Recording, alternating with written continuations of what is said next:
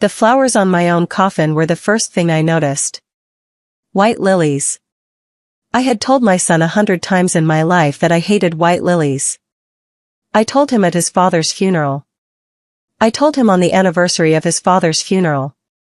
White lilies smell like grief, I had said, and I want to be remembered as something that smelled like cinnamon and old paper. He had laughed and promised. And there they were, 3 enormous arrangements of them, draped over a polished mahogany box that did not contain my body for the simple reason that I was standing in the doorway of my son's mansion, watching him deliver my eulogy to 40 seated people, while I was very much alive. I was 71 years old. I had been gone 6 weeks. And in those 6 weeks, my own children had decided I was worth more dead than alive. Alright, before we go any further into this story, do me a quick favor. Hit that subscribe button, give this video a thumbs up, and let me know in the comments where you're watching from. This one is going to twist on you more than once. Trust me. You don't want to miss what comes next. Margaret Whittaker had lived in the same 1926 Craftsman bungalow on Edgemont Avenue in Asheville, North Carolina for 43 years. The house had a wraparound porch with a swing her husband Roland had built her in the spring of their second wedding anniversary, when the dogwoods were blooming, and he had told her, with that particular crooked smile she had loved her entire adult life, that a woman who wrote books for a living deserved a porch worthy of one of them. Roland had been gone 9 years now. The swing was still there. So was the porch. So was the smell of cedar and lavender that drifted up from the garden every morning when she opened her windows, even now in the cool first week of October, when the Blue Ridge Mountains beyond her back fence had begun their slow burn into red and gold. Margaret was a children's writer. She had retired from the Buncombe County Public Library 11 years ago after 34 years as the head of children's services, and for most of those years she had also been writing, quietly, evenings and weekends, a series of mystery novels for middle-grade readers called the Hollyberry Mysteries. There were 9 of them now. 2 had been optioned for animation by a company that never made anything. The royalty checks came twice a year, modest but steady, enough that combined with Roland's pension and her own she had never once worried about money, even after he died. She kept the checks in a separate account at First Carolina Federal that she had opened the same week the first book was published in 1994. It was her own money. Roland used to call it her Hollyberry Fund, and she had loved that. She had 2 children. Bradley, her son, was 47. He had built a real estate development company in Asheville called Whittaker Vance Developments, and over the past decade had grown wealthy in the way that men become wealthy in mountain towns whose property values double every 5 years and who know which county commissioners to take to dinner. He lived with his second wife Vivian and their daughter Wren, Margaret's 11-year-old granddaughter, in a 6,000-square-foot stone and timber estate in Biltmore Forest. Bradley's first wife, Madeline, had divorced him 8 years ago. She had been a kind woman, and Margaret had remained quietly fond of her even after the divorce, in part because Madeline was Wren's mother, and in part because Madeline had never asked Margaret to choose sides, which was the rarest kind of decency. Margaret's daughter Caroline was 49. She was an accountant at a regional firm in Hendersonville, divorced, no children. Margaret had always found Caroline harder to read than Bradley. Bradley wanted things. Caroline calculated them. And then there was Beatrix. Beatrix was the tortoiseshell cat who had wandered into Margaret's garden the year after Roland died, refused to leave, and now slept on the windowsill above the kitchen sink with the imperious dignity of a creature who had decided she was the lady of the house. Margaret had agreed. This is the world Margaret lived in. Quiet. Predictable. Loved. In April, her cardiologist had told her that her congestive heart failure, which had been stable for 6 years, was creeping into a new phase. Nothing acute. Nothing imminent. But it was time, he said, to take her health seriously in a different way. He recommended a 6-week residential program at a wellness center called the Saguaro Vista Retreat in Sedona, Arizona. Cardiac rehabilitation, nutritional counseling, meditation, low-altitude hiking, sleep restoration. The program was strict: no phones, no internet, no outside contact except in case of emergency, and even then only through a designated retreat liaison. It was expensive. Her insurance covered most of it. The remainder came out of the Hollyberry Fund. She told her children in early August. She would leave at the end of August and return the second week of October. 6 weeks. 6 weeks of silence. She had never been gone from her own house for more than 10 days in her life.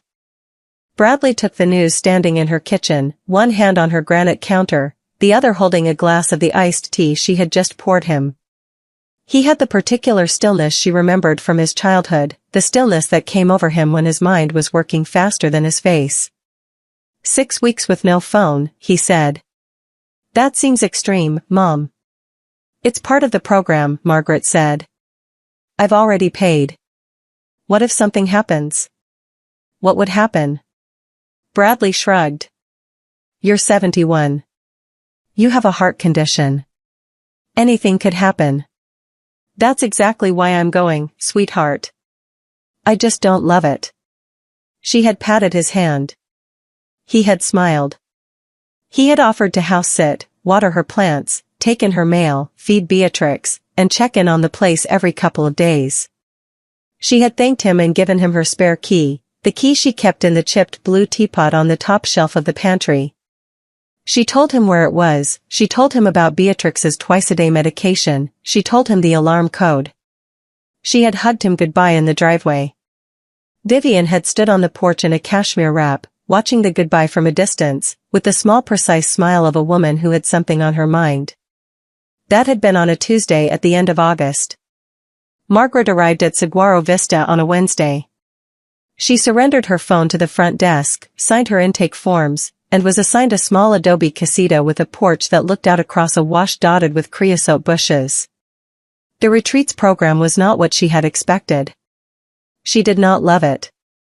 It was too much silence, too much focused breathing, too much being told to feel her body. By the 4th week she had decided she would not stay the full 6. She had told her assigned liaison, a kind woman named Trudy, that she might leave early. Trudy had reminded her she was free to leave any time, but had encouraged her to stay through the final integration phase. Margaret had agreed to think about it. In the 5th week, on a Thursday afternoon in late September, Margaret had a dream. In the dream, Roland was sitting on their porch swing in Asheville. She came up the front walk with her suitcase, and he stood up and said, "Go home, Maggie. Something isn't right. Go home now." She woke up at 3 in the morning with her heart pounding. By breakfast she had packed her things. She told Trudy she was leaving 4 days early. Trudy tried gently to talk her out of it. Margaret said no. By noon she was at the small Sedona airport. By the next afternoon she was driving up Edgemont Avenue in a rental car from the Asheville airport, her hands tight on the steering wheel, the early October light slanting through the maples that had just begun to turn, and a feeling in her chest she could not name. She pulled into her driveway. The house looked the same. The porch swing was still. The garden was overgrown, Bradley had not weeded, but she had not asked him to. The mailbox was empty, which was odd, because she had been gone 6 weeks. Bradley must have collected the mail. She unlocked her front door. The alarm did not beep. That was the second odd thing. She had armed it before she left. She stepped inside and set down her suitcase. Beatrix did not come running. "Bea," she called. "Where's my girl?" The house had a smell she did not recognize. Not bad, just different. Furniture polish. Lemon oil. Someone had cleaned. Bradley had never cleaned a house in his life, and Vivian would sooner pay someone than lift a dust cloth herself, but the house had been cleaned thoroughly and recently. Margaret walked through the living room. The braided rug she had inherited from her own grandmother was still there. But her grandfather's mantel clock, the one Roland had restored on their 30th anniversary, was gone. A pale rectangle of unfaded paint marked where it had stood for 20 years. She stood very still. She walked into the dining room. Her grandmother's silver tea service, 8 pieces, monogrammed EW for Eliza Whittaker, polished by her own hands every Christmas, was not on the sideboard. The sideboard itself had been wiped down so clean it gleamed. She walked into her bedroom. The wedding photograph on her dresser, the 8x10 of her and Roland on the steps of First Methodist on a snowy December morning in 1971, was missing. Her jewelry box was on the dresser where she had left it. She opened it. The pearls Roland had given her for their 25th anniversary were gone. Her grandmother's emerald ring was gone. Her gold wedding band, which she had taken off only because the program had required it, was gone. The costume jewelry, the rhinestone brooch, the painted wooden bangles, the pieces with no resale value, was still there. Margaret sat down on the edge of her bed. She rose, after a long moment, and walked across the hall to the small guest bedroom, the one that had been Bradley's room when he was a child and which she had kept made up for him since he had left home in 1995. She had told him before she left that he was welcome to stay over if he wanted, when he came to feed Beatrix, rather than make the drive back to Biltmore Forest at midnight. He had laughed at the idea. He had not slept under his mother's roof in 29 years. But the bed had been slept in. The quilt was rumpled. There was an indentation in the pillow shaped like a man's head. On the nightstand was a coffee mug that had a faint brown ring at the bottom, dry, days old. Next to the mug was a yellow legal pad.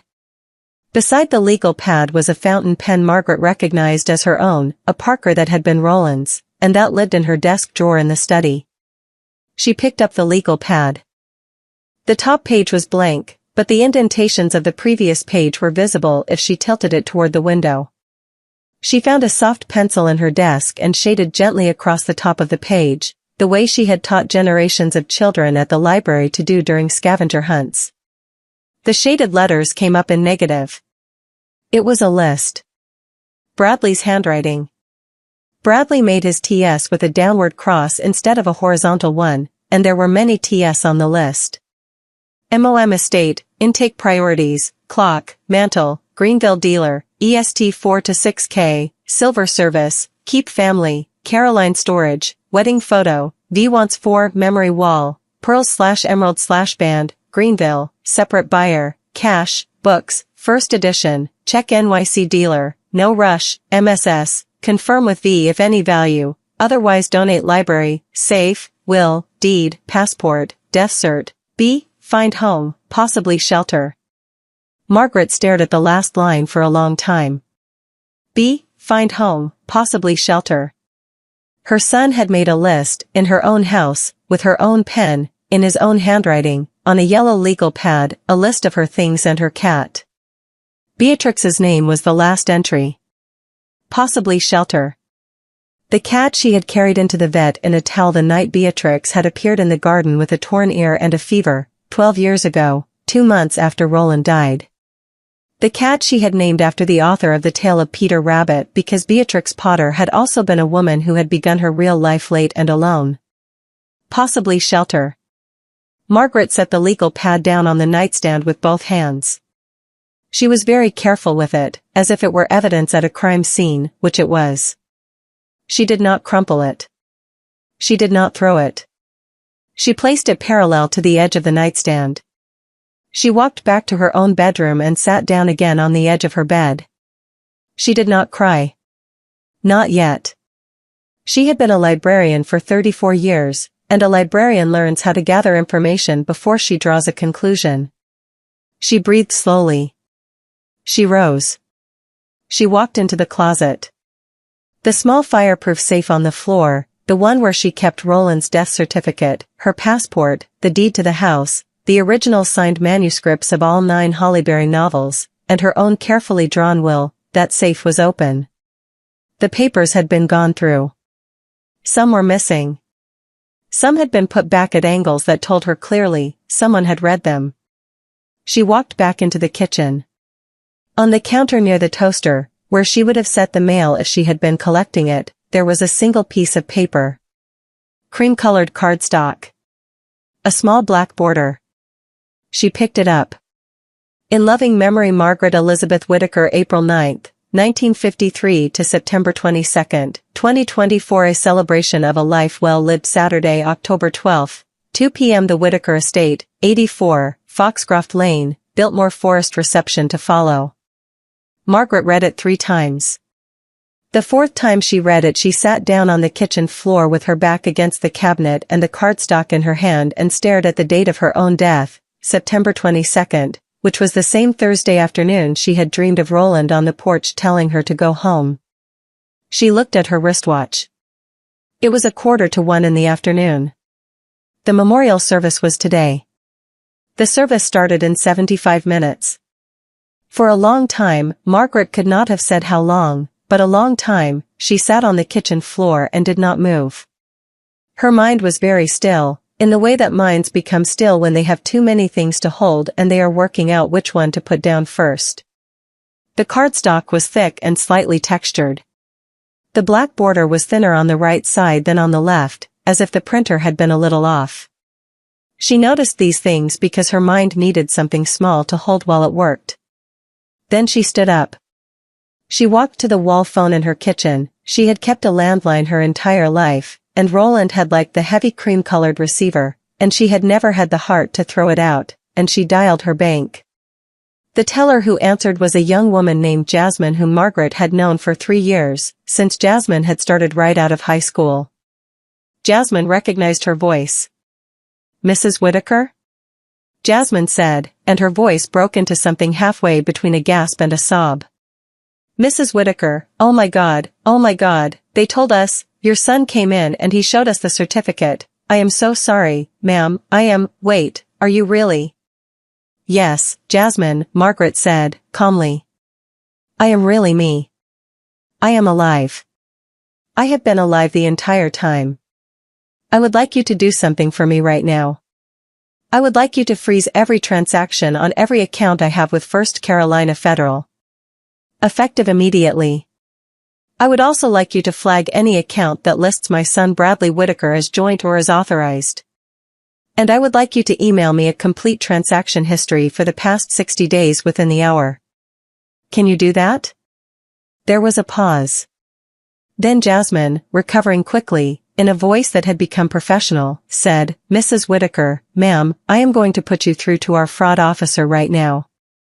Please do not hang up." The fraud officer was a man named Mr. Halverson. He was crisp. He told Margaret in measured, careful sentences that her joint account with Bradley, the small emergency account she had set up after Roland's death for situations exactly like a wellness retreat where she might be unreachable, had been drained on September 24, 2 days after her supposed death. $28,000. Transferred to an account at a different bank in Bradley's name alone. The Hollyberry royalty account, the one she had kept private, had also been accessed, though only partially. $9,000 had been moved out of it last Tuesday. Bradley had presented a death certificate, a notarized affidavit of survivorship, and what appeared to be a power of attorney document with her signature on it. "That signature is not mine," Margaret said. "I believe you, ma'am," Mr. Halverson said. "I have your real signature on file from every document you have ever signed with us. I will tell you that what your son brought in did not look right to me when I saw it. But he had a death certificate and an attorney's letter, and we processed it. We will reverse what we can. I am very, very sorry. I would like the names of the attorney and the notary who certified that document. I will send them to your email within the hour." She thanked him and hung up. Her hand was steady on the receiver. Her hand had been steady the entire conversation, and she noted this with a small, distant interest, as one might note that a stranger was unexpectedly graceful. She called Sentinel Mutual Life Insurance next. She had taken out a $750,000 term life policy with Sentinel in 2016, 3 years after Roland's death, when she was 63 and her cardiologist had first mentioned the words congestive heart failure. She had paid it in a single lump sum out of the proceeds of the sale of Roland's woodworking shop. The beneficiaries were her children. Bradley as primary at 60%. Caroline as secondary at 40%. She had told Bradley about the policy. She had told Caroline. She had not thought of it as a secret. The Sentinel Mutual Claims line answered after one ring. Margaret gave her policy number and her name. There was a pause on the line, then a quiet, controlled inhale, and then a woman's voice said, "Mrs. Whitaker, may I place you on a brief hold and transfer you to our Special Investigations Unit?" "Yes," Margaret said. She was transferred. The man on the other end introduced himself as Reginald Lynn, Senior Fraud Investigator. He had a voice like a man who never lost his temper. "Mrs. Whitaker," he said. "I have been working on a file with your name on it for the past 10 days. I am going to ask you a series of identity verification questions. After that, if your answers are what I expect, I am going to tell you that I am extremely glad you are alive." He asked her 7 questions.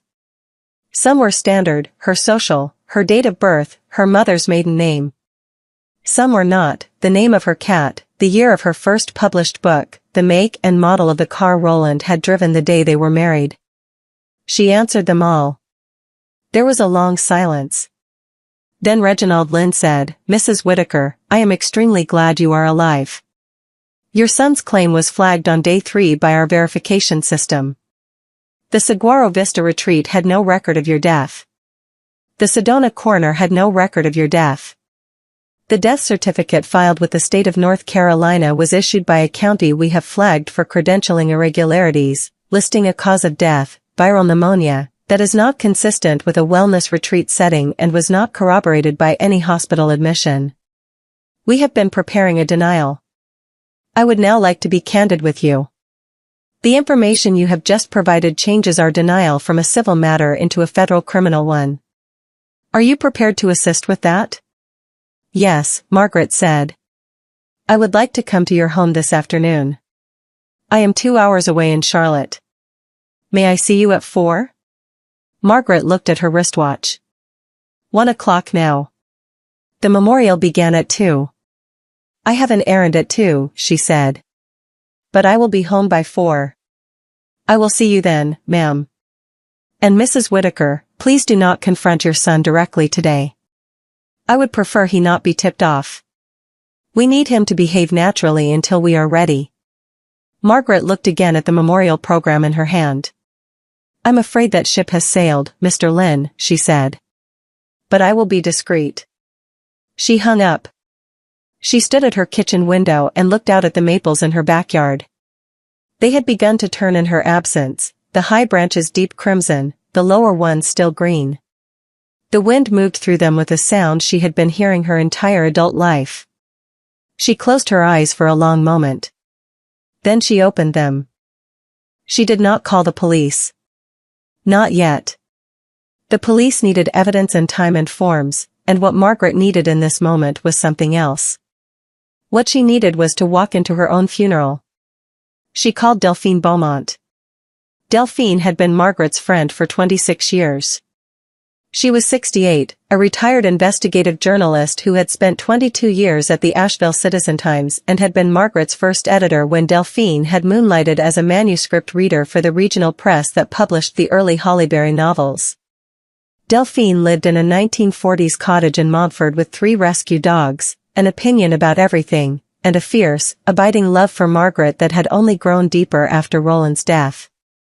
She was the godmother Wren did not know she had. Margaret dialed. Delphine picked up on the second ring. There was a small intake of breath, and then Delphine said, in a voice gone strange and high, "Whose phone is this?" "It's mine, Delphine." "It's me." The sound that came out of Delphine Beaumont was not a sound Margaret had ever heard a human being make before. It was a wail and a laugh and a sob compressed into a single moment. The phone clattered. Margaret heard Delphine swearing in French, which she only did when she was extremely angry or extremely overwhelmed, and one of the dogs barking, and then Delphine again, breathless, "Margaret. Margaret. They told us you were dead. They told us 3 weeks ago. They had a private cremation. There was no service. Bradley said it was what you wanted. He said, Margaret, there is a memorial today, at his house." "I know," Margaret said. "I have the program in my hand." "Oh my God. Oh my God.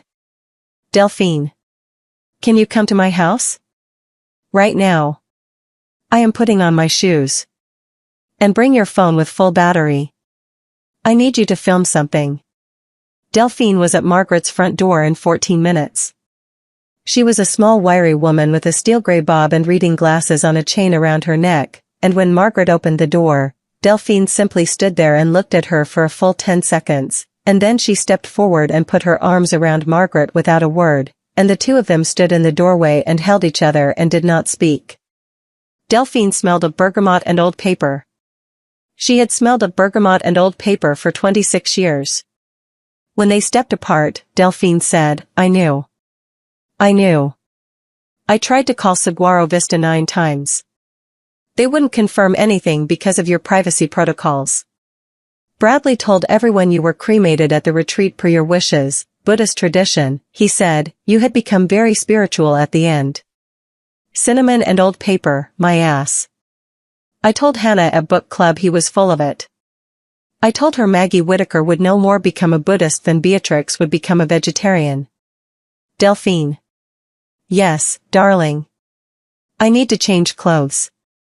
I need to look like myself. And then I need you to drive me to Biltmore Forest. Delphine's eyes glittered. Oh, Margaret. We are about to do something quite extraordinary, aren't we? We are. Margaret went into her bedroom. She opened her closet. She bypassed the black dresses she might have chosen on any other ordinary day and reached instead to the back, where she found the deep teal dress Roland had given her on their 40th anniversary. He had picked it out himself, which he never did, and she had cried when she opened the box. She had worn it to his retirement party. She had worn it to Bradley's first wedding. She had not worn it since Roland died. The dress still fit. She put on the pearl earrings that had been her mother's. She brushed her hair. She put on her lipstick, a soft red called Cabernet Hush that she had bought at the Belks in the Asheville Mall in 2009 and refused to replace because they had discontinued the shade. Roland had loved that color on her. She looked at herself in the mirror. She did not look 71. She looked, in that moment, like a woman who had come back from a very long journey, and who was about to attend the most important social engagement of her life. She picked up her phone, turned on Now, charging in the wall, and dialed one more number before she walked out the door. Henrietta Henry Okonkwo. Estate attorney. Margaret had met her once, 6 years ago, at a fundraiser for the public library, and had remembered the name because Henri had given her business card to Margaret unprompted, looked her in the eye, and said, when your son starts behaving as if he has earned what he hasn't, call me. Margaret had laughed at the time. She had filed the card behind the salt cellar in her pantry. She had never thrown it away. She had dug it out now. She dialed. Henri picked up on the third ring. Margaret introduced herself. She explained, in the most condensed and matter-of-fact tone she had ever used in her life, what she had walked into. There was a brief silence. Then Henri Okonkwo said, very softly, Mrs. Whitaker. May I ask where you are right now? I am at my home on Edgemont Avenue. I am about to leave for my son's house. The memorial service begins in 45 minutes. Margaret. I am going to be very direct. You are going to walk into that service. You are not going to say a single word in front of his guests. You are going to be seen.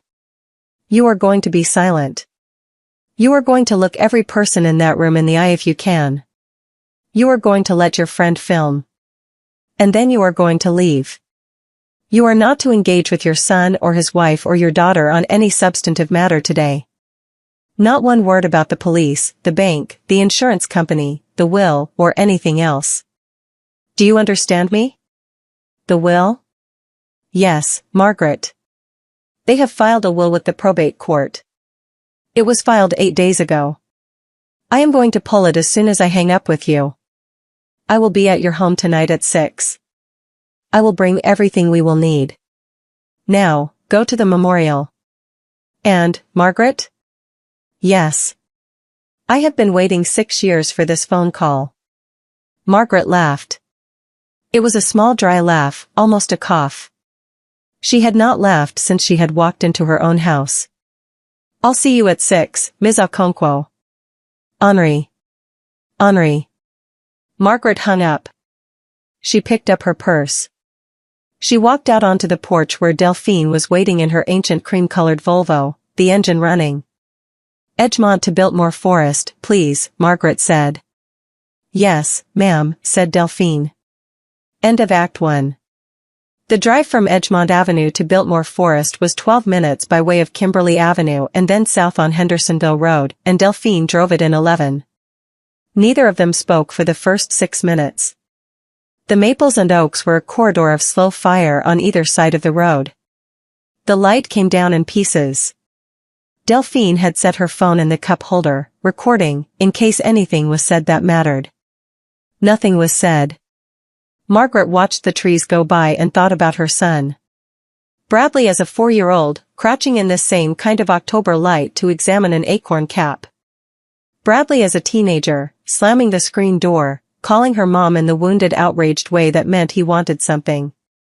Bradley at his rehearsal dinner the night before his first wedding, his hand on her shoulder, telling her he wished his father were alive to see him. Bradley standing in her kitchen in August with his hand on her granite counter, saying 6 weeks with no phone seems extreme, Mom. She had been a children's writer for 30 years. She knew the shape of a story when she was inside one. She knew that the question of who her son had become was a question with an answer, and the answer had been in front of her for a long time, and she had not wanted to look at it. Today she would look at it. They turned onto Foxcroft Lane. The road narrowed and rose. The houses fell back from the road behind stone walls and deep lawns. The Whitaker estate was at the end of the lane, a 6,000-square-foot stone and timber thing with a slate roof, copper gutters, and a circular gravel drive Bradley had designed himself, modeled on a chateau he had seen on his honeymoon in the Loire. Cars lined the driveway. Mercedes, Range Rovers, a black Bentley Margaret did not recognize. 40 cars. 40 grieving guests in his house, eating catered finger sandwiches and weeping for a woman in a teal dress sitting in a Volvo at the foot of the drive. Delphine parked at the corner of Foxcroft and the cross street, 80 yards from the front door, in the dappled shadow of a magnolia. "Battery?" Margaret said. 96%.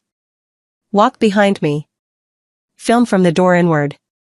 Get every face in the room if you can. Do not get my face, you don't need to. Get their faces. Are you all right?" "I have never been better in my life," Delphine said. Margaret got out of the car. The walk up the drive was long. The gravel crunched under her low-heeled black flats. She could hear, faintly, from inside the open front door, the murmur of a gathering. She could hear a piano. Someone was playing in the suite by and by. Vivian had hired a pianist. Of course Vivian had hired a pianist. Margaret thought, distantly, "I hate that song."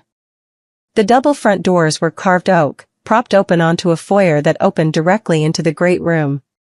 From the front step Margaret could see into the great room, could see, framed by the foyer doorway like a stage tableau, the back of a tall man at a lectern. Bradley. He was in a charcoal gray suit she had bought him for his 40th birthday. His shoulders were broad. His hair had gone gray at the temples. He was speaking. "And what so many of you know about my mother," Bradley was saying, in his measured public voice, the one he used at zoning meetings, "is that she gave to everyone. She gave to her library. She gave to her readers.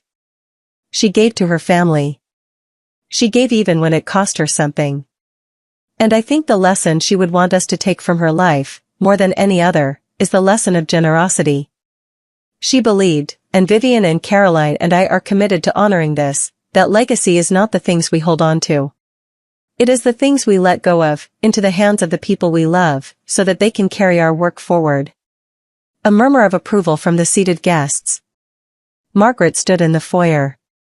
The casket, and there was a casket, an actual closed mahogany casket, draped with white lilies, sitting on a low bier between the two front windows of the great room, was empty. She knew this without needing to look. On a pedestal beside the casket was a large brass urn. Also presumably empty. Also presumably a prop. Margaret stared at the urn for a long moment. The urn looked expensive. The urn was the detail that hurt the most, she would think later. The urn had been ordered for her. Someone, Vivian, probably, had stood in a showroom and picked it out. Delphine was at her elbow. Filming. Margaret took a single step forward, into the doorway between the foyer and the great room, and stopped. The first person who saw her was a woman in the back row. Pamela. Margaret's second cousin from Hendersonville.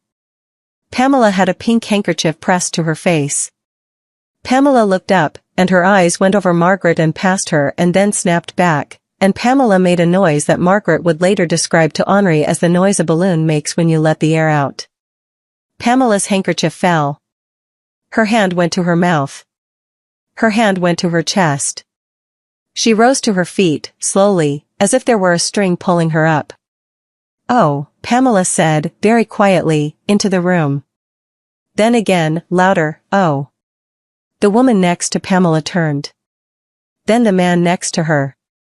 Then a domino sequence of heads turning, all the way down the row, all the way across the room, until the wave reached the front row, where Caroline was sitting, head bowed, in a black dress and a single string of pearls.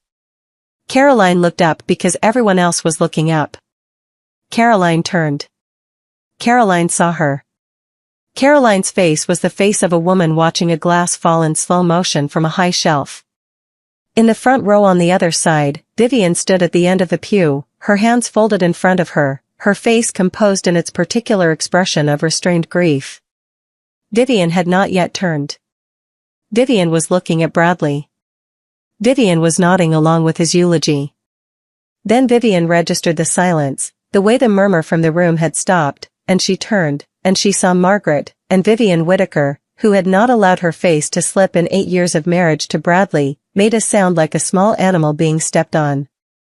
She put a hand on the pew. She sat down. She missed the pew. She sat down on the floor. Bradley, at the lectern, his back to the room, kept speaking for 2 more sentences. He was on the part of his eulogy about how his mother had wanted her assets to seed the next generation. He was about to deliver his concluding line. He noticed, in the way that a speaker notices, that the energy of the room had changed. He paused. He looked up. He looked at the room. He saw 40 pairs of eyes that were not looking at him. He turned, slowly, to follow them. He saw his mother in the doorway of his great room. He saw his mother in the teal dress he had not seen since she had worn it to his first wedding. He saw his mother alive. The thing that happened to Bradley Whittaker's face in the next 3 seconds was the thing Margaret would carry with her for the rest of her life. His face did not collapse. His face did not register horror. His face went through a sequence of small adjustments, recalibration after recalibration, like a man being asked a math problem in a language he did not speak. He looked at her. He looked at the casket. He looked at her. He looked at the urn. He looked at her. His mouth opened. The microphone in his hand was still on. The microphone picked up a sound from his throat that was halfway between a word and a small wet click. "Mom," he said, into the microphone, into the room, to 40 seated people. Margaret did not answer. And then, from the back of the room, where Margaret had not yet looked, a small thin voice cut through everything. "Grandma."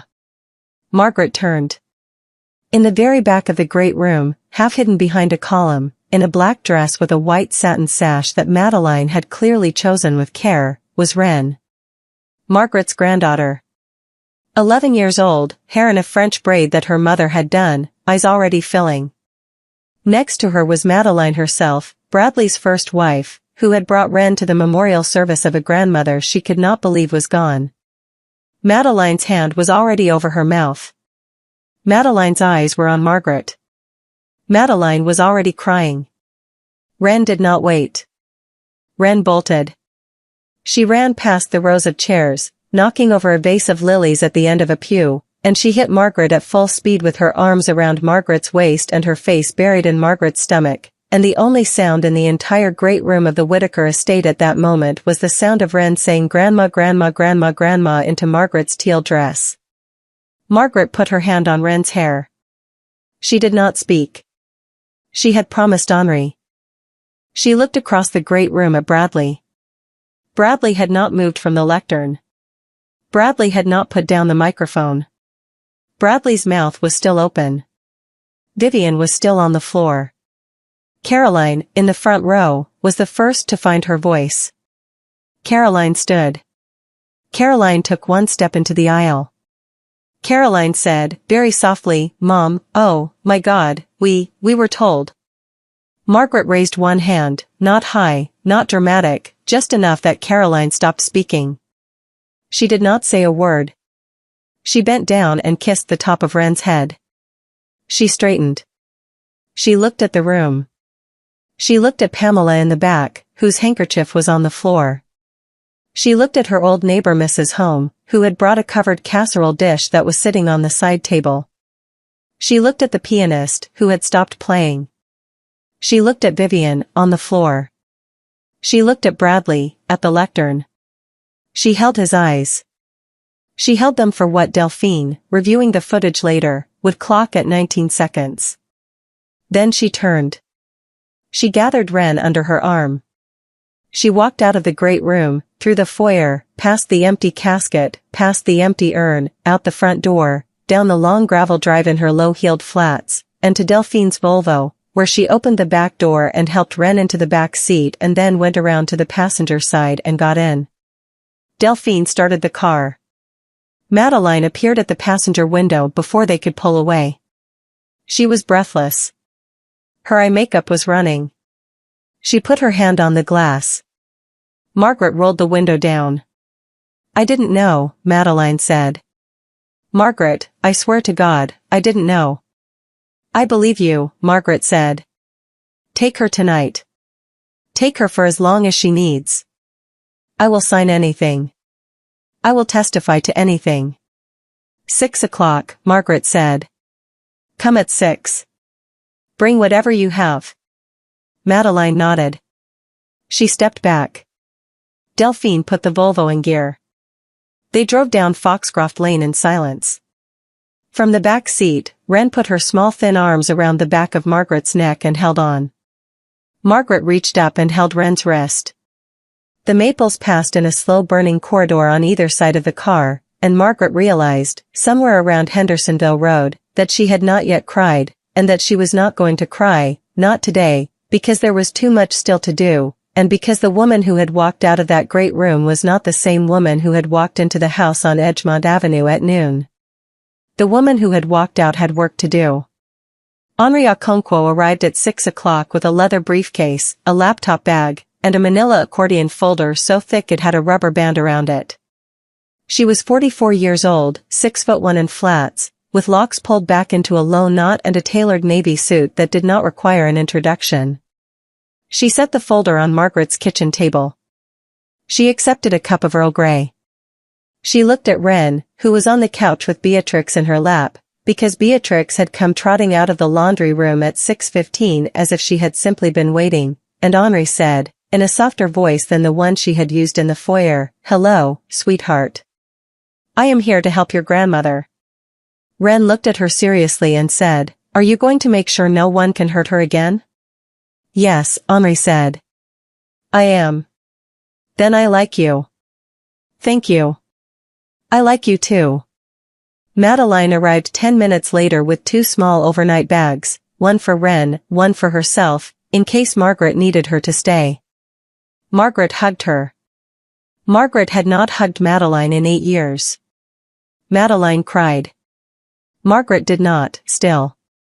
Madeline had also brought a shoebox.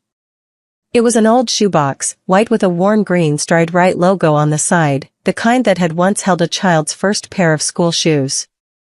Madeline set it on the kitchen counter without explanation and put her hand on top of it for a moment, as if she were not entirely sure she was ready to hand it over. Then she looked at Margaret and said, very quietly, "She wrote you letters." Margaret did not understand at first. After Bradley told her, Madeline said, she came home from his house and she couldn't stop crying. She didn't sleep for 3 nights. And then on the 4th night she came into my room at 2 in the morning and she said, Mom, I want to write to Grandma anyway. Even if she can't read them. I want to write them and put them somewhere. So I gave her this. She has been writing one every day. There are 21 of them. I haven't read them. They are hers. But I thought you should, I thought you might want. Margaret took the shoebox from her. She walked into the living room. Wren was on the couch with Beatrix asleep in the crook of her arm. Wren saw the shoebox. Wren's face did a small complicated thing. Mom told you about them? Wren said. She did, sweetheart. Are you going to read them? Only if you want me to. Wren considered. She was 11. She had the gravitas, in that moment, of a person 3 times her age. I want you to read one, she said. I think you should read the last one. I wrote it last night. I didn't know yet you were coming back. Margaret sat down on the couch beside her.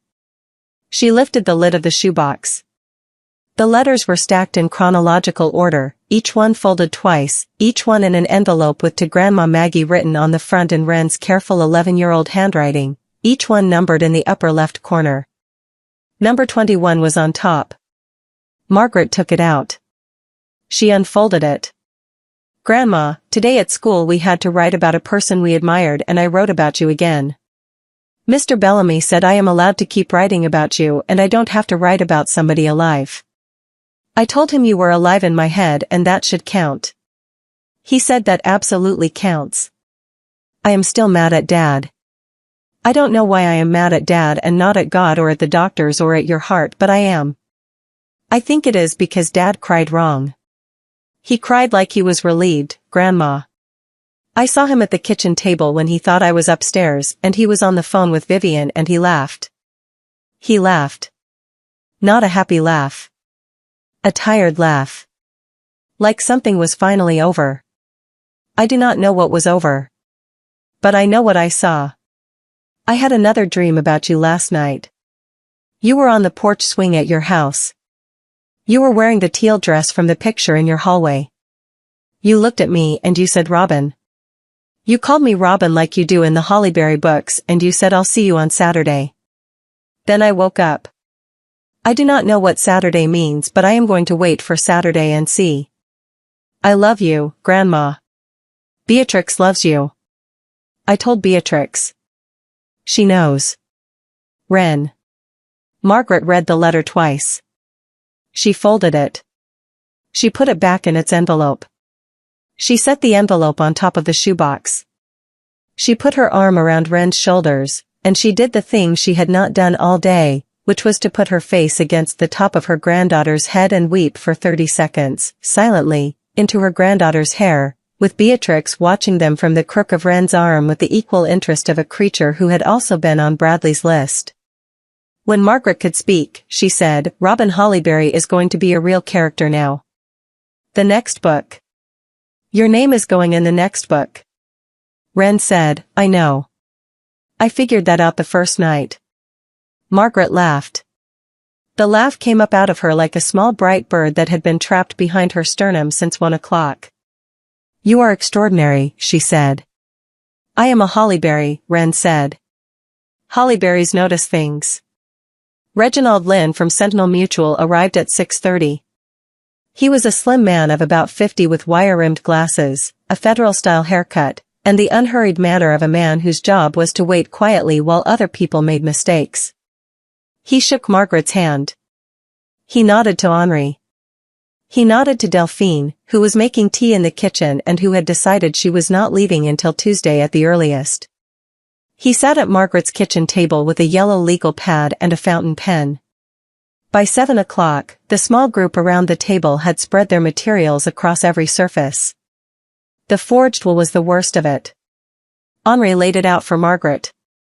8 days before the memorial, almost 3 weeks after the supposed September 22 death, Bradley had filed a will with the Buncombe County Probate Court.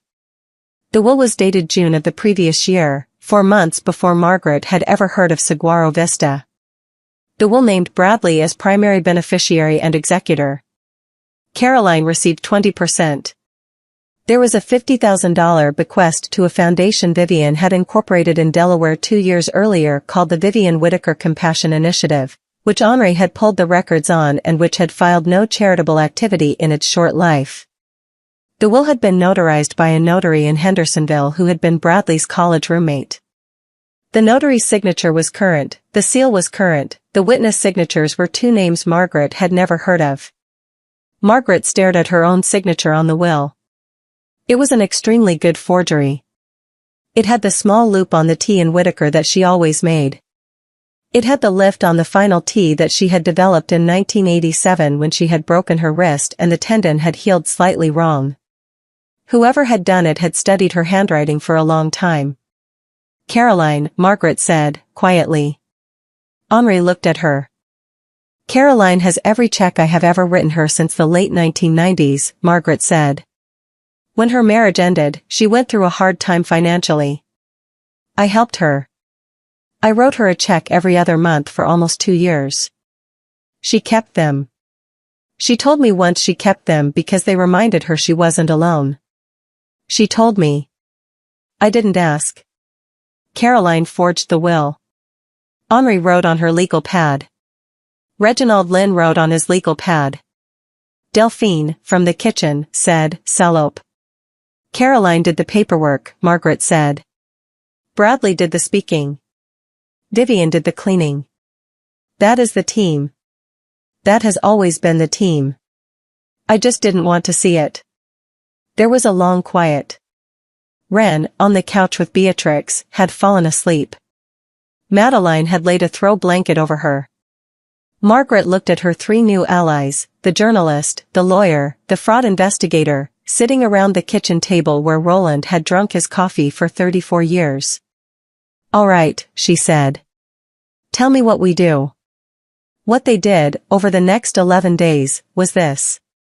Henri filed an emergency motion with the Buncombe County Probate Court the next morning at 9, supported by a sworn affidavit from Margaret, a notarized photograph of Margaret holding a current-day newspaper, and a brief from Reginald Lynn confirming that Sentinel Mutual had on file an active life insurance policy whose insured was not deceased. The court vacated the probate filing within 48 hours and issued an order to show cause to Bradley Whitaker, Caroline Whitaker, and the Hendersonville notary. The order required them to appear in chambers in 14 days.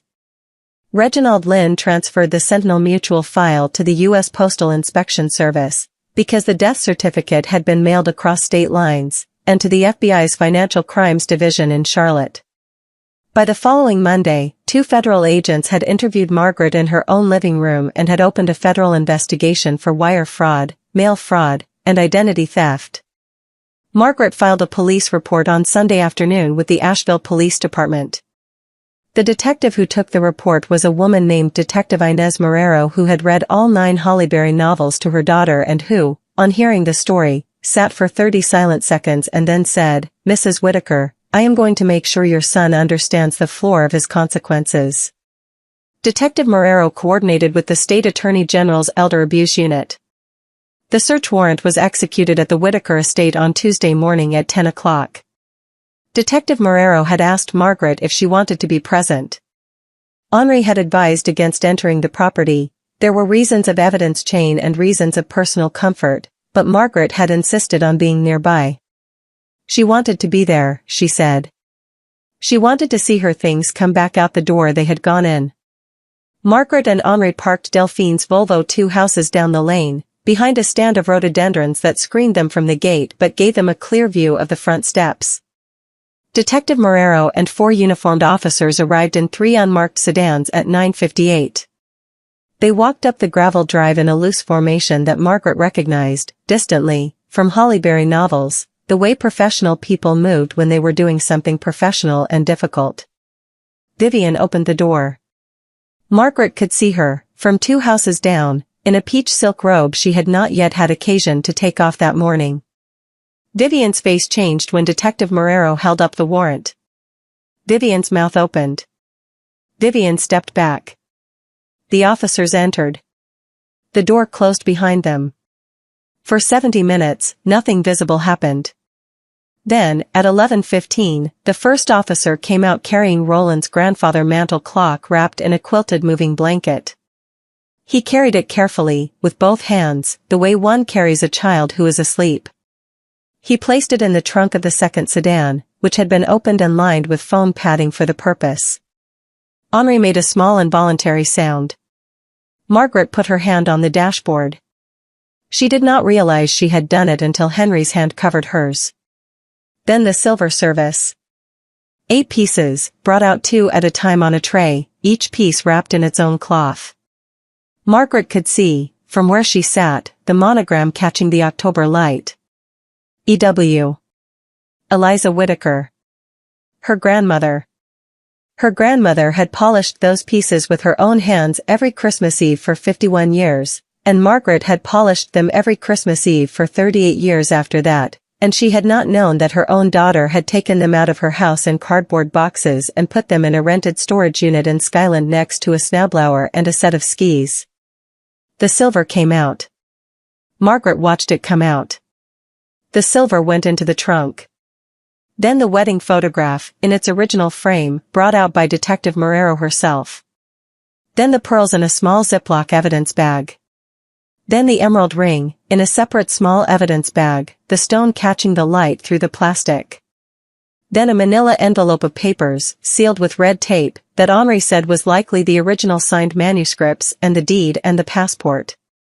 Then 3 more boxes, of items Margaret had not yet itemized, that would later turn out to include Roland's mother's pewter candlesticks, a leather-bound first edition of End of Green Gables that Roland had given Margaret on their first wedding anniversary, a Limoges teapot, a small oil painting of the Blue Ridge that had hung in Margaret's study, 6 pieces of cut crystal stemware, and a velvet pouch containing Roland's gold cufflinks, which Bradley had not, in fact, thrown out, but had hidden in a hollowed-out hardback book on a high shelf in his library, and which Detective Marrero would later say had been the most morally compromising single object the search team had recovered, because it was the one item Bradley had kept for himself. At 12:45, Detective Marrero came out the front door and walked, alone, down the gravel drive to where Henry's Volvo was parked. She knocked on the passenger window. Margaret rolled it down. "Mrs. Whittaker," Detective Marrero said. "We have recovered most of the inventory. The rest will follow. Mrs. Vivian Whittaker is currently in the kitchen drinking water. Mr. Bradley Whittaker has not been home this morning, and his phone is going to voicemail, which I will note for the record." "Detective," Margaret said. "Ma'am. Was there a brass urn?" Detective Marrero's mouth lifted at the corner. "There was, ma'am.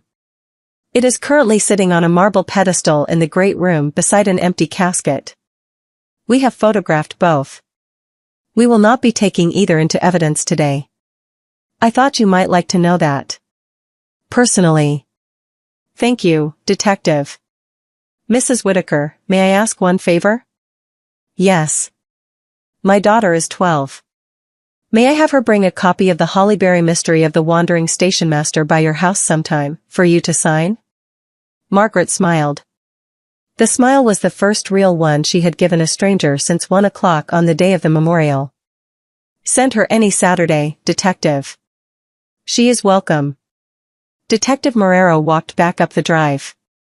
By Tuesday afternoon, the grandfather clock, the silver service, the wedding photograph, the pearls, the emerald ring, the wedding band, the original signed manuscripts of 3 of the Hollyberry novels, and 6 other items Margaret had not yet realized were missing were back in Margaret's house. 2 items were not recovered that day, a pair of Roland's gold cufflinks that Bradley had hidden in the hollowed-out hardback, which Detective Marrero returned 2 days later, separately, in a small velvet box, with a card, and a small enamel snuff box that had belonged to Margaret's grandmother, which Vivian had given to a friend in Charleston. The snuff box was eventually recovered by Henri through 3 pointed phone calls. Bradley came to Margaret's door on the morning after the memorial. Vivian was with him. They were both gray-faced. They had not slept.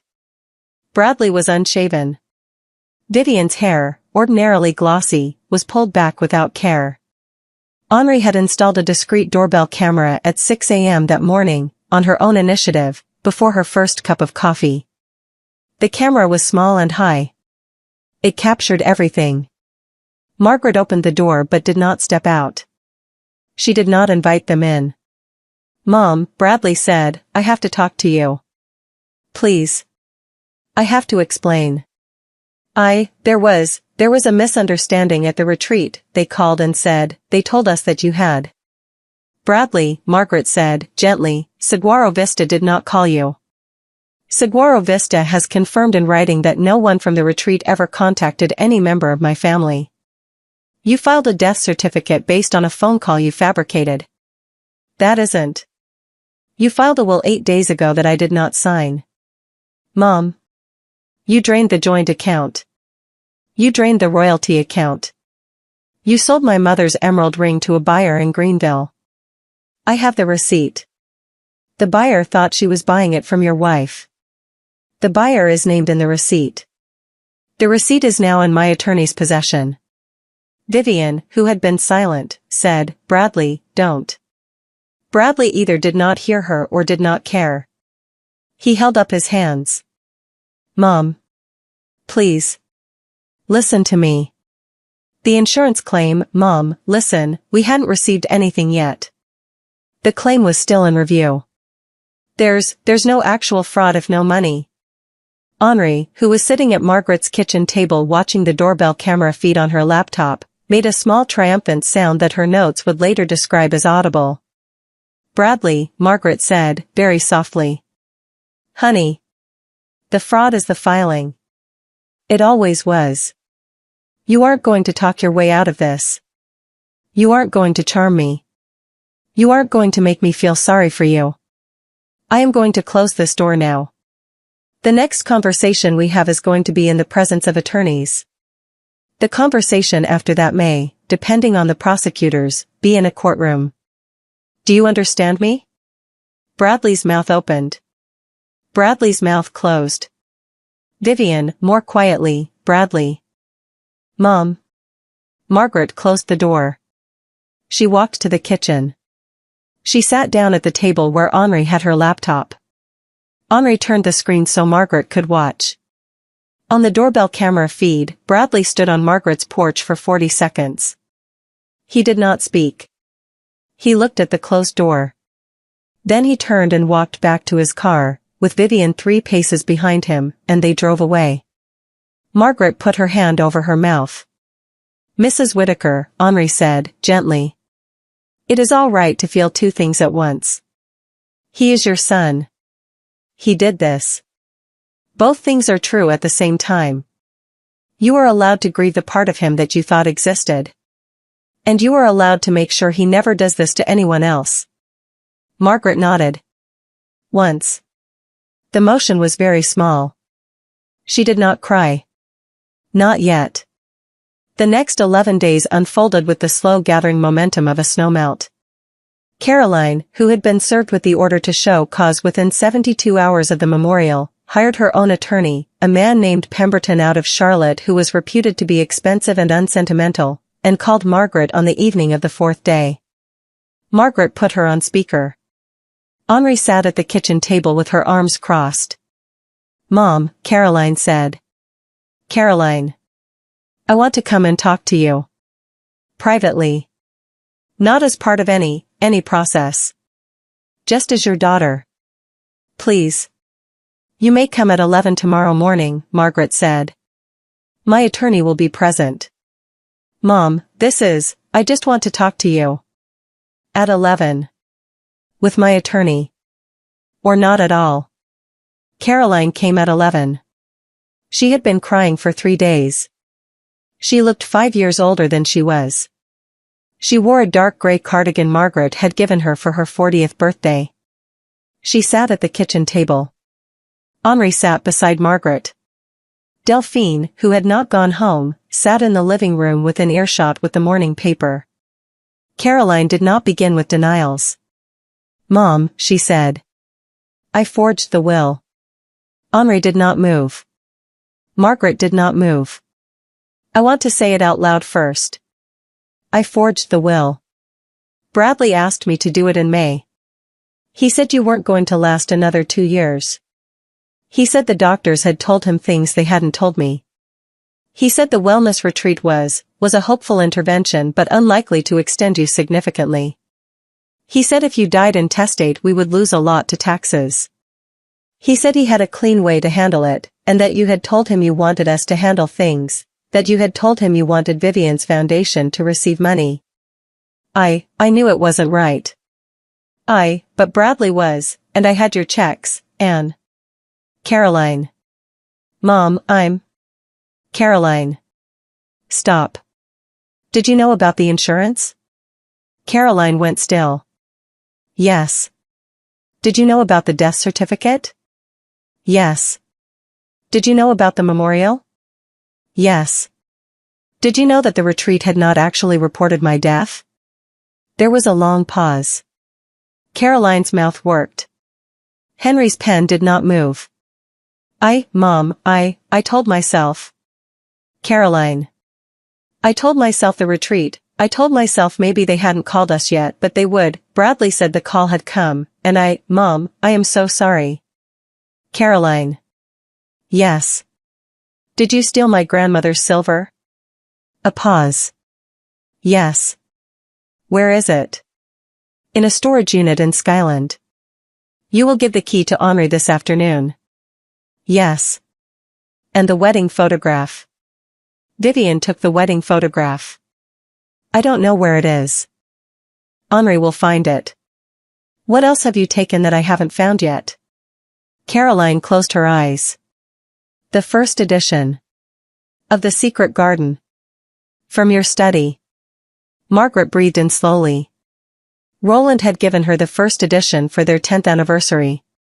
It was the most valuable thing in her house. She had not gone looking for it yet because she had not thought to. Where? My condo. Henri. I will accompany her this afternoon, Henri said. Caroline put her face in her hands. She wept. Margaret watched her daughter weep. Margaret felt, and she noted this, because she had been noting everything, that she did not feel the rage she might have expected to feel. She felt, instead, a quieter and more terrible thing, the slow dawning recognition of how long her own daughter had been a person Margaret did not know. The signs had been there, she thought. The small calculating Caroline who had never been able to admit a mistake. The Caroline who had once at 13 taken money from Margaret's purse and let the blame settle on a babysitter. The Caroline who had, after her divorce, told Margaret in a long phone call that she did not believe in fairness anymore, only in outcomes. Margaret had filed the comment and then forgotten it. She had not wanted to look at her daughter directly. She had let Caroline be small and far away. She had let Bradley be loud and present. She had failed in some quiet way, 20 years ago, to make her daughter into someone who would not do this. But Margaret was not going to take that on. Not today. Not in this kitchen. Whatever she had failed to do, Caroline had still made her choice as a 49-year-old grown woman, and her choice was a choice, not Margaret's failure. Caroline, Margaret said. Caroline looked up. I am not going to forgive you today. I do not know yet whether I will ever forgive you. But I am going to give you one chance to do something that matters. I am going to ask my attorney to lay out a path for you.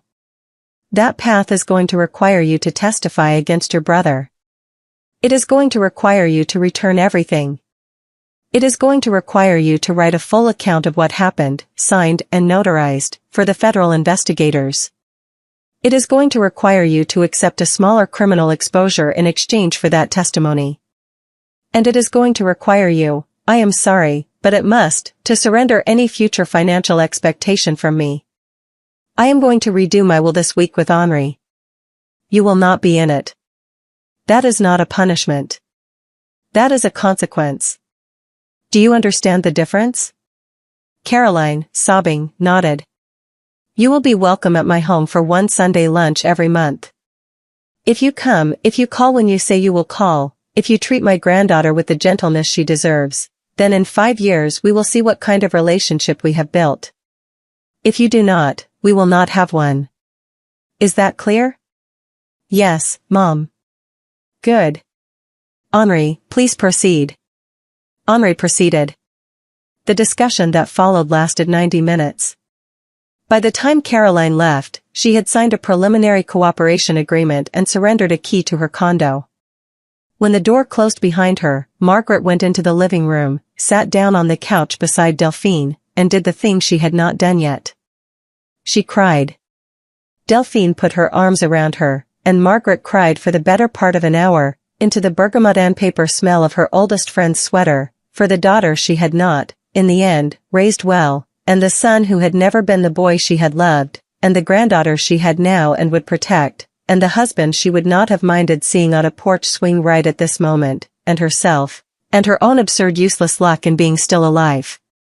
The settlement meeting was on a Wednesday, 3 weeks to the day after the memorial. It was held in a conference room on the 11th floor of a building on College Street in downtown Asheville that Henry's firm shared with 2 other practices. The room had a view of Pack Square and, beyond it, the distant blue line of the Great Smoky Mountains. The conference table was a slab of reclaimed walnut. There were 8 chairs. On one side of the table sat Bradley and Vivian, with their attorney, a slick silver-haired man named Coleman Pemberton, different from Caroline's Pemberton. They were apparently brothers. Asheville was a small town, and an associate whose name Margaret never learned. On the other side sat Margaret, Henri, and a paralegal named Aisha who was taking notes. Caroline was not present. She had her own attorney and had been separated out of the negotiation per her cooperation agreement. Reginald Lynn was not present, because the federal track was no longer something Margaret could settle. He had told her so the week before, gently and clearly, Mrs. Whittaker, the federal case will go where it goes. You can choose mercy in the state and civil track. You cannot choose mercy for the federal government. I am sorry. I think we both know this is the correct way. Margaret had said, yes, Mr. Lynn. I understand. He had said, for what it is worth, ma'am, I have been doing this for 22 years. I have never had an insured walk back into my office. You have made me believe in something I had stopped believing in. Thank you. She had thanked him.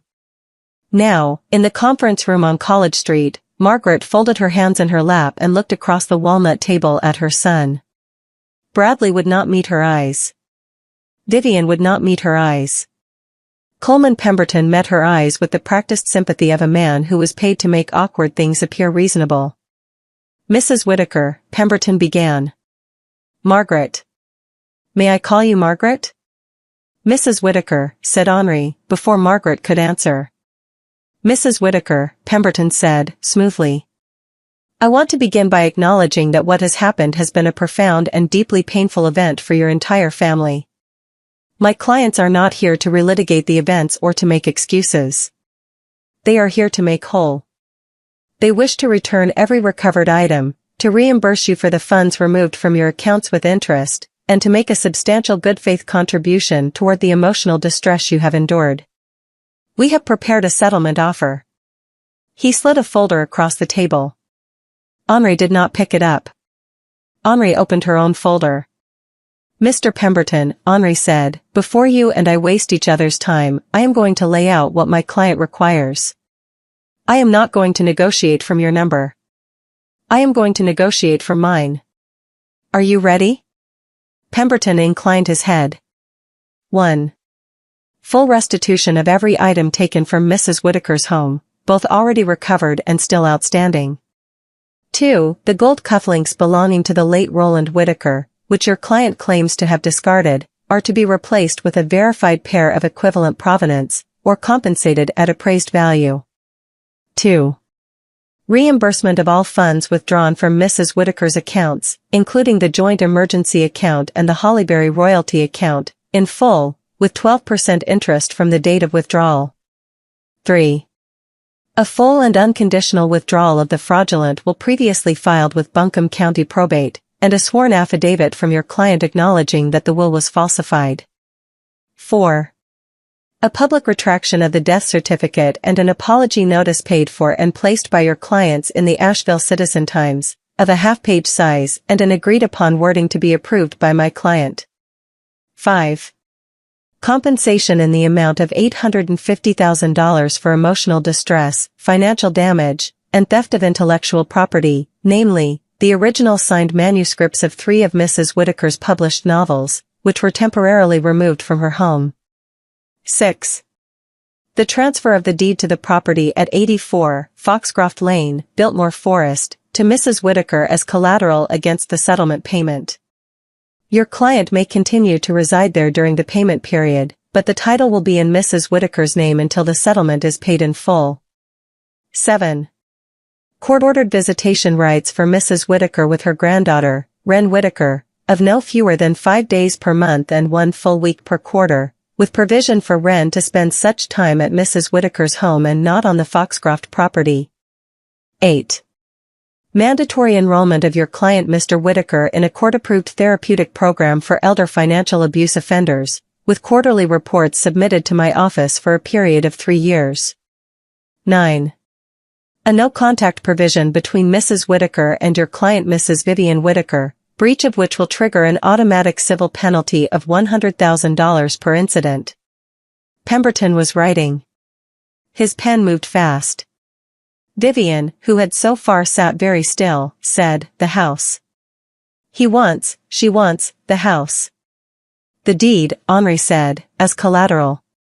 Not the residence. You may live there during the payment period. Bradley, this is. Vivian, said Pemberton, quietly. Please. Vivian stood up. This is insane, she said. This is, Margaret, we are family. We made a mistake. We are here, we are trying, and you are asking for our home? You want to put your granddaughter through her father losing his home? You want. Sit down, Vivian. This from Bradley, in a voice that surprised the room, because it was Bradley's small boy voice. It was the voice he had used at 6. Sit down. Please. Vivian sat down. Bradley looked across the table at his mother. For the first time in 3 weeks, he looked at her. How much of this is real, he said, and how much is leverage? That, Margaret said, is the first honest question you have asked me since August. He waited. All of it is real, Margaret said. But the part of it that is leverage is the part one do not need. I do not need your house. I do not want your house. I will return the deed to you the day the settlement is paid in full. The house is collateral because I do not believe your word. I have very recent reasons not to believe your word. You will pay me. You will pay me on time. You will pay me everything. And when you have paid me everything, the deed will go back into your name. I do not want a single thing of yours, Bradley. I want what was already mine. And I want a structure in place that ensures, for the rest of my life, that I never have to wonder whether you will do this again. Bradley swallowed. He said, I will sign it. Coleman Pemberton said, Mr. Whitaker, may I advise you to? I will sign it. Coleman. All of it. Vivian made a small wounded sound. Bradley did not look at her. Henri slid an unsigned draft across the table. The draft was 31 pages long. Coleman Pemberton put his hand on it and said, we will need 48 hours to review. You have 24, said Henri. We will need 48. You have 24. Henri.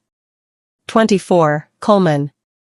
Or we file the civil suit at 9 a.m. tomorrow morning and the deposition request the same afternoon, and we let the federal grand jury proceed exactly as it is currently proceeding, without the benefit of your client's cooperation, which I notice is currently lowering his federal exposure by approximately 40%. 24 hours. Pemberton breathed in through his nose. 24 hours, he said. They signed it in 23. The federal case went where Reginald Lynn had said it would go. Bradley pled to 1 count of wire fraud and 1 count of mail fraud, and received a sentence of 18 months at a federal prison camp in West Virginia, with 3 years of supervised release and a permanent ban from any financial position of trust. He served 12 months and was released the following autumn. Vivian pled separately to 1 count of conspiracy and received 2 years of probation, 800 hours of community service, and the dissolution of her foundation. She filed for divorce from Bradley 3 months into his sentence. The divorce was granted 4 months after that. Vivian moved to Charleston. Margaret never saw her again. Caroline's cooperation reduced her exposure to a single count of forgery. She received 18 months of supervised probation and a permanent revocation of her accountant's license. She lost her job, and within a year had found work as a part-time bookkeeper for a nonprofit in Hendersonville at a fraction of her former salary. She came to Margaret's house every 4th Sunday for lunch, as agreed. She came on time. She did not bring excuses. She did not bring stories about her brother. She asked Margaret about Wren and about the new book. She listened. After a year, Margaret began to find herself, on Sunday afternoons, looking forward to the visits, in the small wary way one looks forward to something one is not sure of. By the end of the 2nd year, Caroline brought a small wrapped box on a Sunday in October, Margaret's 73rd birthday, and inside the box was the wedding photograph. The 8x10 of Margaret and Roland on the steps of First Methodist in 1971. The original. Vivian had given it to Caroline in a fit of spite during the divorce. Caroline had kept it for 6 months, deciding what to do with it. She had decided to return it. Margaret had wept then, quietly, for the 2nd time. She had hung the photograph back in its old place on her dresser. Caroline had stood in the bedroom doorway. Margaret had not spoken. The silence had been a kind of forgiveness. Not all of it. But some. Wren came to Margaret's house every Saturday afternoon and stayed until Sunday after dinner. The court order said 5 days a month.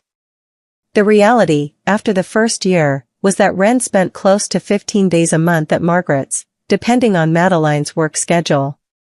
Madeline had, the spring after the memorial, asked Margaret if she could revisit the custody arrangement on the grounds of Bradley's incarceration. The petition was granted. Wren remained legally Madeline's primary custody, but Margaret was named a guardian for educational and medical purposes, with permanent visitation rights and a designated bedroom in Margaret's home. The designated bedroom was the back bedroom, the one that had been Bradley's as a child. Margaret had repainted it the color of a robin's egg. She had bought a quilted bedspread in cream and pale blue. She had put up shelves and filled them with books, Wren's books, with Wren's name on the inside cover, written in Wren's careful 11-year-old hand, then her careful 12-year-old hand, then her looser 13-year-old hand. Wren learned to bake biscuits from Margaret. Wren learned to weed the garden. Wren learned the names of every bird that came to the feeder on the back porch. Wren wrote letters, in the year after the memorial, to her father in prison. Margaret did not read them. Wren wrote them and sealed them and addressed them in her own hand, and Margaret drove her to the mailbox. The relationship between Wren and her father was Wren's, not Margaret's, and Margaret had decided early that she would not wait it one way or the other. Bradley wrote letters too. He wrote to Margaret. The letters were carefully composed. The first one was 4 pages long and ended with the words, "I am not asking for forgiveness, Mom. I am asking that you know I am sorry." The second was shorter. By the 6th letter, written from the prison camp library, on a yellow legal pad, after he had begun a course in nonviolent communication, Bradley had stopped explaining himself. He simply described what he was reading, what he had cooked that week in the kitchen detail, what he had seen of the mountains around the camp. "The leaves here turn 3 weeks later than they do in Asheville," he wrote in October of his 1st year. "They do not turn the same color. They turn brown around the edges first, like they are tired." Margaret read every letter. She did not respond to any of them. She did not throw any of them away. She kept them in a shoebox in the top of her closet. She had not decided yet, by the time he was released, whether she would ever read them again. But she did not throw them away. In April of the 2nd year, 6 months after Bradley's release, Margaret published the 10th Hollyberry Mystery. The book was called The Hollyberry Mystery of the Empty Urn. It was about a country auctioneer named Lavinia Hollyberry who attended an estate sale and discovered that the lavish auction catalog was advertising the contents of a household whose owner was, in fact, alive and well and being conveniently misplaced by her relations.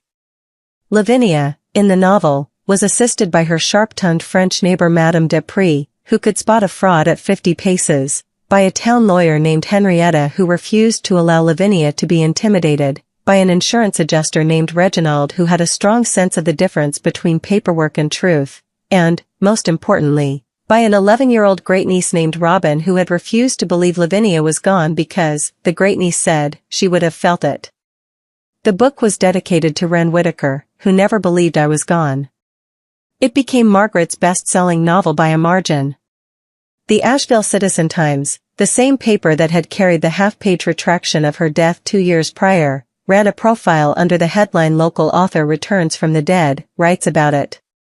A national magazine called Garden and Gun did a 6-page feature with photographs of Margaret on her porch swing, Beatrix on her lap, the Blue Ridge Mountains behind. The photograph that ran on the cover of the magazine was the photograph Roland would have taken if Roland had been there. Margaret did not say so out loud. Margaret thought it, on her porch swing, in April, on the afternoon the magazine arrived. It was October again, the 3rd October after the memorial, and Margaret was on her porch swing with Wren beside her. Wren was 13 now, and tall, and she had her father's broad shoulders and her mother's quiet face, and she had developed, in the past year, the habit of asking Margaret very serious questions in very mild voices. The maples on Edgemont Avenue were burning. The wind was moving through them. Beatrix, who was now 12 and a half and had decided she preferred Wren's lap to Margaret's, was asleep on Wren's knees. Margaret had a quilt over her legs. The quilt was the one her mother had made her in 1968. It had been recovered from Caroline's storage unit in the 2nd week. "Grandma," Wren said. "Yes, sweetheart. Are you ever sad about what happened?" Margaret considered. She had been considering this question, in different versions, for 3 years. "Sometimes," she said. "But mostly I am grateful."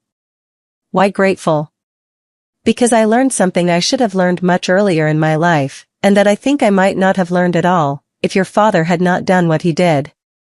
"What did you learn?" Margaret looked out at her front yard. At Roland's porch swing. At the magnolia in her neighbor's yard.